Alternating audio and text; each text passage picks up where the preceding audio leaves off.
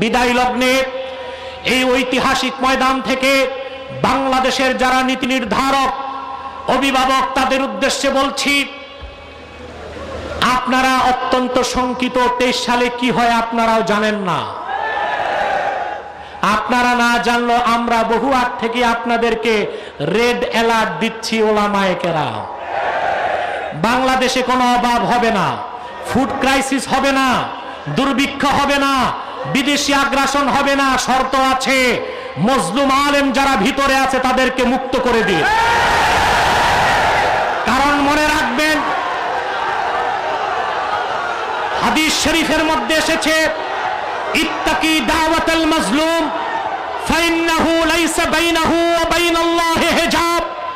মজলুমের বদদুয়া থেকে বাঁচো। মজলুমের বদদুয়া আর আমার আল্লাহর মাঝখানে কোনো পর্দা নাই। অসংখ্য উলামায়ে কেরাম আজকে কারাগারে বন্দী হয়ে আছে। রাতের বেলা তাহাজ্জুদ নামাজে তাদের চোখের পানি ঝরছে। যদি সম্ভব হয় 23 সালের সংকট মোকাবেলার জন্য বাংলার শ্রেষ্ঠ সন্তান আলেমদের শৃঙ্খল খুলে দিন, মুক্ত আকাশের নিচে তাদেরকে বেড়াতে দিন।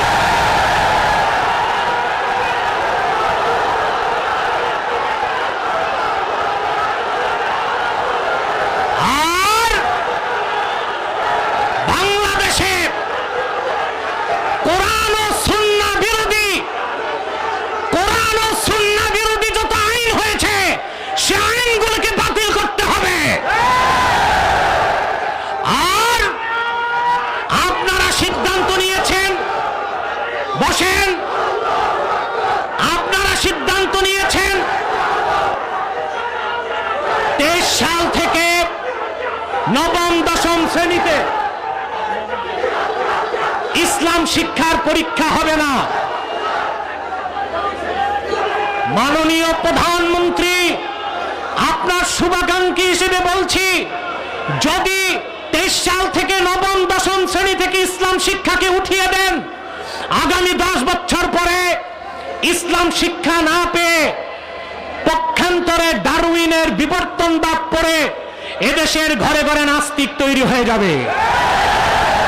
আপনার করা মডেল মসজিদে নামাজ পড়ার মুসল্লি পাবেন না, মাদ্রাসায় ছাত্র খুঁজে পাবেন না, পীরের খানকায় কোনো মুরিদ থাকবে না।